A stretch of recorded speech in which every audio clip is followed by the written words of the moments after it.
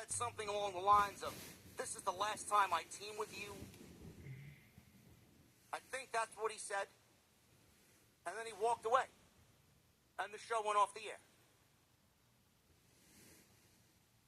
This match went 39 minutes. Everybody's like, "JD, how did you like that match? Why did you like that match?" I thought the match was good. I thought the match was good. I complained about the fact that there was nothing tangible on the line. I complained of the fact that on the go-home show, none of these guys really expressed how they hate the Vision and why they want to take down the Vision and why it's so important to take down the Vision. Rollins isn't there. Explain to me why you want to end this group. Instead, they sold the tension between Roman and Punk, Roman and Cody, Cody and Punk, Punk and Roman. I didn't mind the match. On a show that was largely a thumbs-down show, this was easily one of the highlights of the show, which is not difficult to achieve, being what we got has been fucking terrible. But as far as the physicality in the match, I'm not even talking about the story of previous War Games matches. There wasn't really much of anything in the previous War Games matches. What are you guys missing? What are you guys hanging on to as far as ranking these War Games matches? "Oh, JD, you're crazy for thinking this was a good match." All the other matches basically were mirror images of each other outside of one aspect. The Bloodline.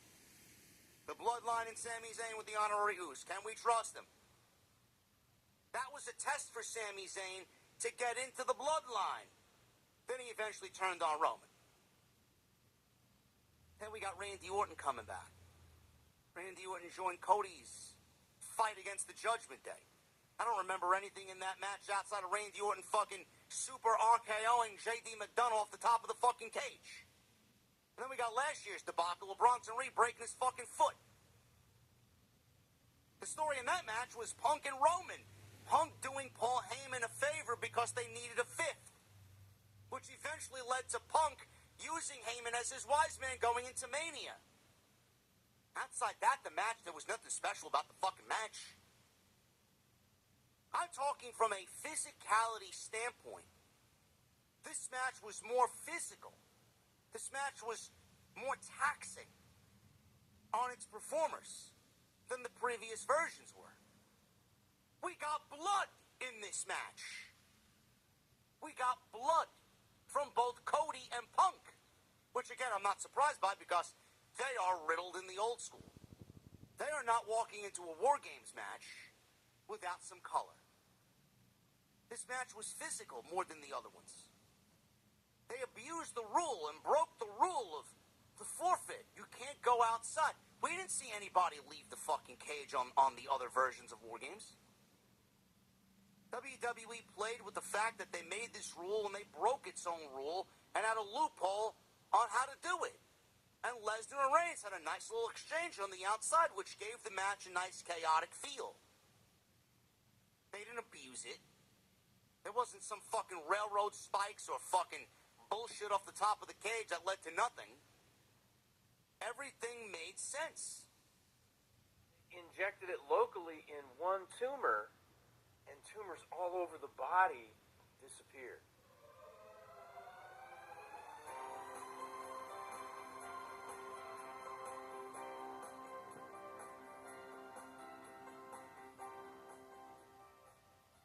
Greetings to the brightest audience in the country. This is Real Science Radio, and I'm Fred Williams.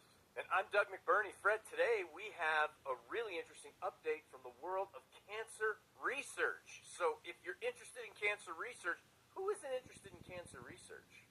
Everybody's interested in it, and Absolutely. This one is really cool because there's some history with this with our show. That's right. Bob Inyart was a big fan of this whole immunology. Say that 5 times yes. really fast. Immunology and immunotherapy and immunomodulation, all the manipulation of our immune system in order to protect us against disease and defect and to heal and cure as well. Yeah, and it's a remarkable design system. And, Bob and I used to talk about how who knows how many years the scientific community missed using this as a treatment for cancer. And I think it's been the last couple decades they realized, hey, this is a pretty powerful design in the body, the best engineered system in the world by far, by leaps and bounds. And the immune system is constantly fighting disease, including cancer. Our immune system kills, potential cancer cells all the time. Yes. People wear the pin or the T-shirt that I survived cancer. And one of the things I use in my work, I tell people, everyone in this room is a cancer survivor. We've all survived cancer probably hundreds, if not thousands of times, maybe even millions of times when you take into account how many cells there are in your body and how often they reproduce and divide. And we all have survived mutations that would have, could have, should have led to cancer. Probably, well, we'll find out in heaven. I'm gonna ask God for the spreadsheet from my body. How many times did my immune system defeat cancer? And I can assure you, God's going to be pretty proud. He's going to be, check this out. Yeah. You're not going to believe how many times you survived, not just cancer. Let's go through everything that your body was under assault from all the time that our immune system defends us against. And this reminds me of an interview that was really a watershed moment in my life in understanding science. Was listening to Bob Enyart interview Kevin Anderson about 10 years ago. And Kevin Anderson said, the immune system, the human immune system cannot be defeated if it works properly and can engage all of its tools. Yeah, and this is after, and we can have any medical experts confirm if I'm wrong about this, but this is after the quality control system that makes sure, that everything divides properly, when cells are dividing, et cetera. There's a massive and complex quality control system. So Yeah. if that fails, then you can get mutations, whatnot, and then there's an immune system to fight these, things that are growing, these cancerous cells get into a state, and the immune system can fight them. So we've started realizing, I think over the last couple decades, we can use the body's immune system to start fighting cancer. And so there's this brand new clinical trial, and it really caught our attention because they're actually using a local injection that triggers a whole body anti-cancer immune response. Yeah. And, from this, there was a small phase 1 trial, and they injected a new form of what's called CD40 against antibodies directly into a single tumor. Yeah. And in half of the 12 patients, the tumor shrank. Yeah. And here's the amazing thing, Doug. In 2 of the patients, the cancer completely disappeared. And they injected it locally in one tumor, and tumors all over the body disappeared. Yeah, including cancers in the liver. You hear liver cancer, it's like, well, you're done. Yeah. And, lung cancer is always, way high up on the list of, that's not a good one to have. Right. And they were just gone in 2 of these patients. Mm-hmm. So, including cancers in the liver, lungs, skin. These were patients with advanced cancers. And like I say, melanoma, kidney cancer, breast cancer, some really tough cancers. How did it work, Fred? Well, this is how it works. And I did want to say before everyone gets too excited, and this is exciting stuff, there's still only, I think, like a 30% success rate, but 30% is a lot better than 0 to 1% when you've got, like, these serious... Yes.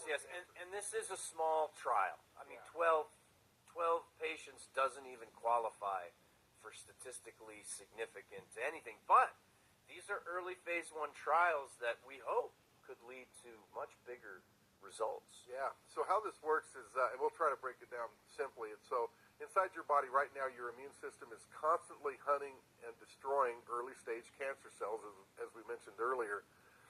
And God designed our immune system with, like, this special surveillance system. And some of these tumors, they learn to cloak themselves, to hide themselves. So they create what the researchers in this article called an immune-exhausted environment. Wow. The T cells are there, but they've chemically been lulled to sleep. Mm-hmm. By the way, the interesting fact of the week, Doug, is going to be about immune systems. So. Okay, well, I should be fairly well prepared, thanks to there you Kevin go. Anderson. We'll see. Yeah. Okay, so this new drug is called T2141-V11. Sends a wake-up signal through a receptor on immune cells called CD40. It's like someone blowing a trumpet in the camp. Oh, I Hey, like wake up and let's get going. Yes. Like marching around Jericho. I was just gonna say, yeah. Very cool. Well, so the researchers expected a local response only. They were injecting the agonist antibodies locally in a tumor, but what they got was what they called a systemic immune awakening. Tumors that weren't injected, they also shrank, and they disappeared because the immune system remembered what the cancer looked like and then began attacking it elsewhere in the body, everywhere in the body. And how can you say the immune system remembered? How can a scientist say that?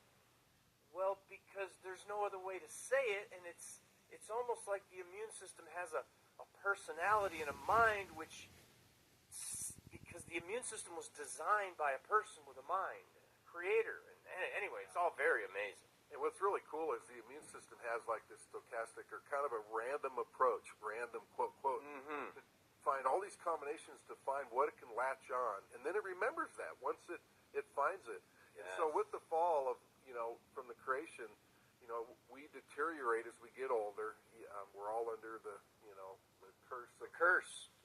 And Curse so, of the ground, yeah. Yeah, and so this is a way to kind of, our immune system is fading as we get older, but this is kind of a way to wake it up in certain spots. And it seems to be having a real positive effect. Again, this isn't on all the patients, but the fact that you've got two that were pretty much right now, completely cured, and they had advanced stages of cancer. It really is, there's a lot of positive coming out of this whole immunology science. Yes, and now, so these CD40s, they've been under investigation for a couple of decades, but in the past, there's been serious side effects, rampant inflammation. I remember Kevin Anderson, when Bob interviewed him, I believe in 2016. You can find it at kgov.com, search Kevin Anderson, around 2016. He said that the immune system can't be defeated if it's working properly and can engage all of its tools. But one of the problems was, if the immune system engages all of its tools, it will kill you because it's that powerful. So the immune system actually has to has to put the brakes on, or it will release too much of an immune response. The inflammatory event can be too large and can actually cause harm. And so that was one of the side effects. Yeah, Exactly. And maybe all of us know somebody who has an autoimmune disease, and so there is this case where the body can fight too hard because, again, we're part of a fallen creation and not everything works exactly as it used to because we're all slated. We're all going to die. Doug, I'm going to be dead someday. Yes. So are you and everybody else listening. That's true. And I know I'm going on a side tangent, but death is actually a blessing because without it, we'd be in hell forever, right? Yes. He gave God a way to pay the price. Our penalty is death, but he paid the price himself. So at some point, I'm going to have a perfect body, Doug. That's right. Yeah. Well, if you believe the Bible, and you should because it's true, the Bible says that if you believe God and trust him, he's going to give us a brand new, perfectly functioning heavenly body that's going to operate, well, it'll operate here on the earth, but it'll also operate in heavenly places. And that's going to be really cool. And Fred, that actually reminds me, I have to say this. We lost a real great friend of Real Science Radio just within the past couple of months. Gordon Carroll, great supporter of Bob and Yart Live and Denver Bible Church, an elder there, and just a guy who helped me early on when I had a hard time with praying. How do I pray? I didn't know how to pray. The Bible says we don't even know how to pray, and that the Spirit has to intercede for us. But Gordon Carroll said to me, he said, Doug, do you believe God is real? And I said, yeah, I do. He said, well, then just talk to him. He said, well, while you're driving, while you're working, whatever you're doing, if you think about a question that you don't know about or you'd like to know an answer to, just bring it up with God and ask him about it and talk with him. Just talk to God. And so anyway, I started doing that in my life. And anyway, Fred, the more people I know who die and go to heaven, Gordon Carroll died and went to heaven. Bob Enyart died and went to heaven. And then my dad died and went to heaven. All this has happened in the recent past. It's really focused my attention on the fact that we're going to spend most of our life in heaven, not here. Yeah, most is Not just most, but I mean, eventually it's going to be such a dramatically more. But obviously, this is an important preparation ground. We're being prepared for the next life. And one of the things that I'm convinced prepares us for the next life is investigating God's creation and how he made all this work, understanding how it fell and why it fell. And then, of course, that brings you to confronting your own sin and confessing to God that you're a sinner and asking for his forgiveness and having a relationship with him. But it's all a part of preparing, and studying the immune system is a great way to prepare for the next life and hopefully to point other people to the fact that that's where we're all headed. You know, the Bible verse that's on my saltwater aquarium right now is God's wonderful works were made to be remembered. Amen. So we're remembering them right now, and they're going to be remembered, for all eternity. So, yeah, Doug, before I get to this next story, which is about 6 million-year-old ice in the Antarctic. So they found 6 million-year-old ice near the surface of a glacier. 6 million years old. 6 Okay. million years old. I'm interested to hear about that. Okay, but before we do, when we were talking before the start of the show offline, you had mentioned, so this science article we just talked about the immune systems, this new clinical trial that's showing a lot of promise, is from the Epoch Times. Did I say that right? Well, it depends. If you're from Philadelphia, I think Epoch is the way. But Okay. if you're from Texas, it's Epic. Epic? Well, I'm from Colorado. But then I So- lived in Missouri, and I got a little bit of a slang for a while. But What you really want is more of a Savannah accent, which is more like molasses just sort of spilling out of your mouth. so it's Epic? I don't know. You don't know? It can't It's be spelled Epic. Epoch, E-P-O-C-H. Epic would be with an I, but it can be pronounced Epic if you're, depending on where you're from.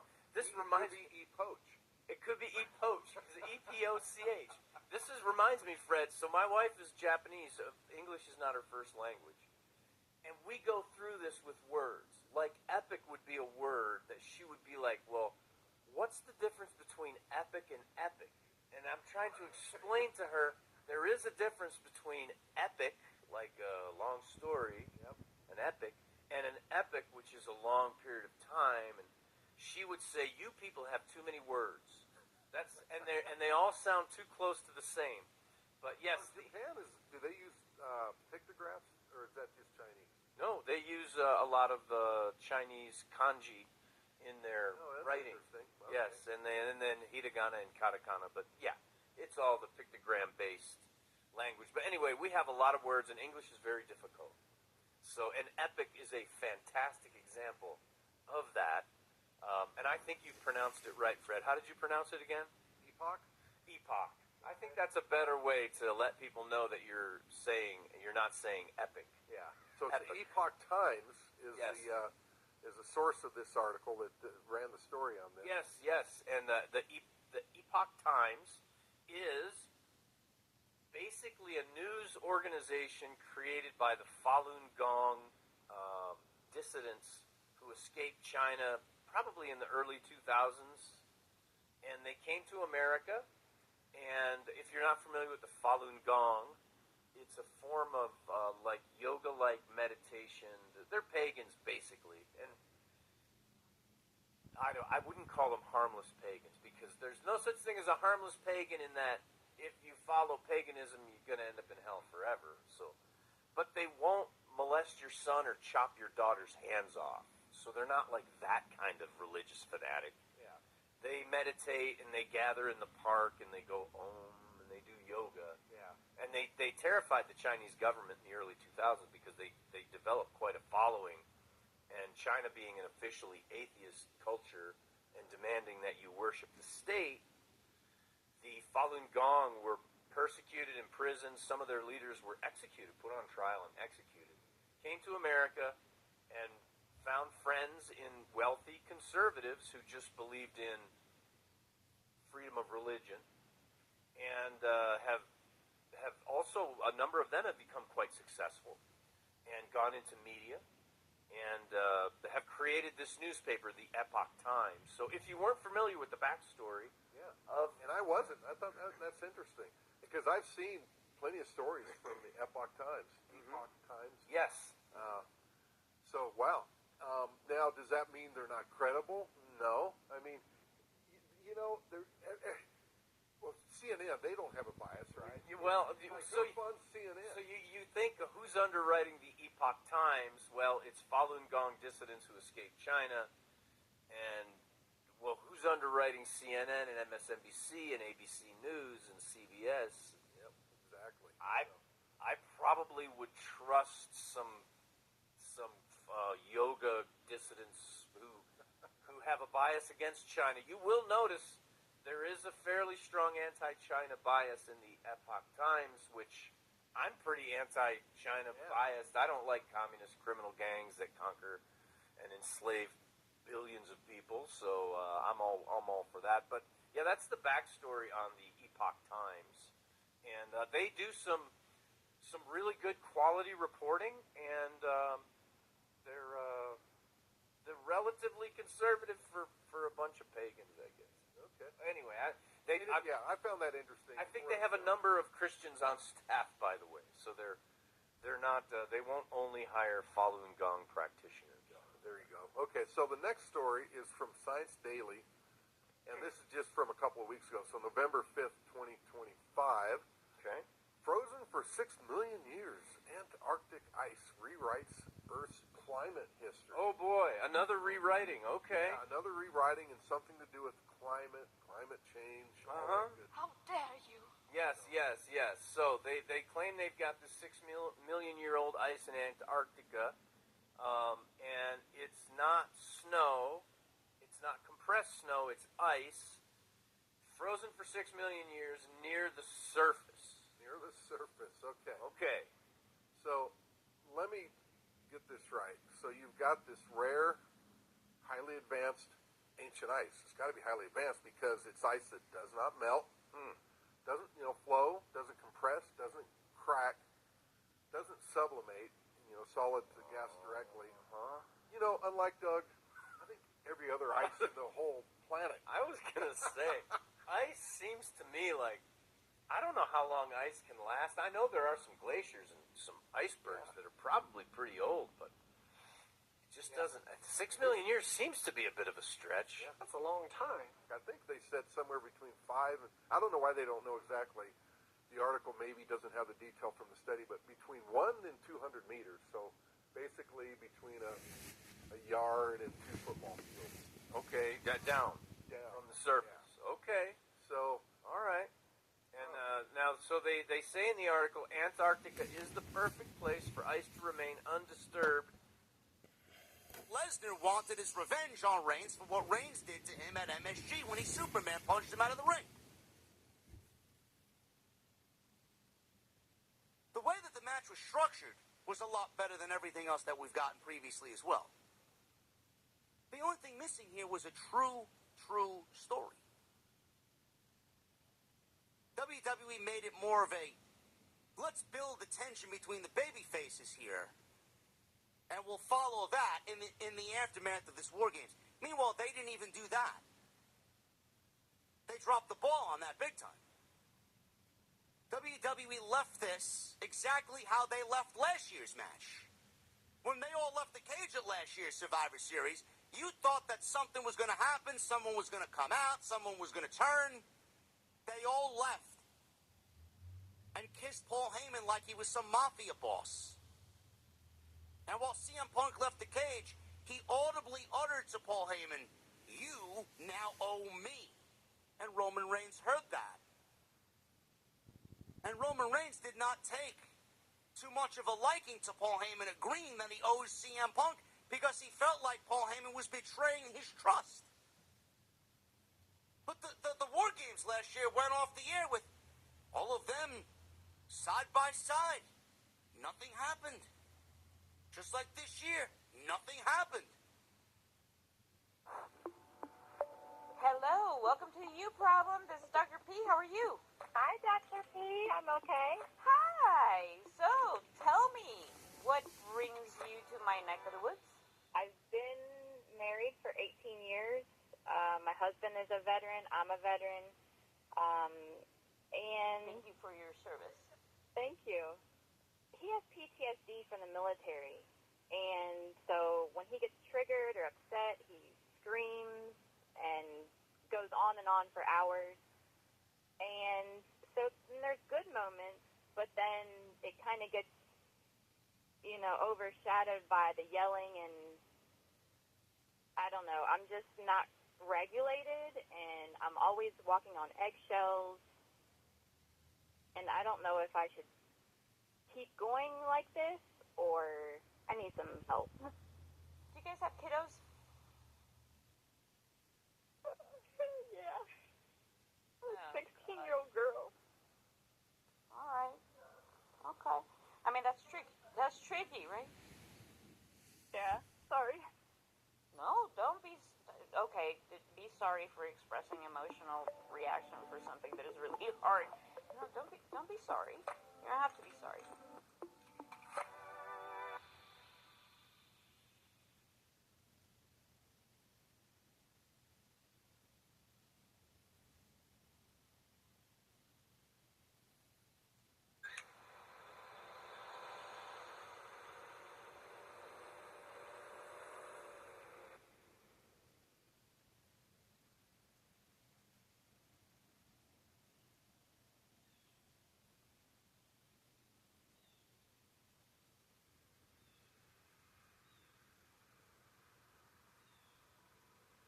Ready to roll.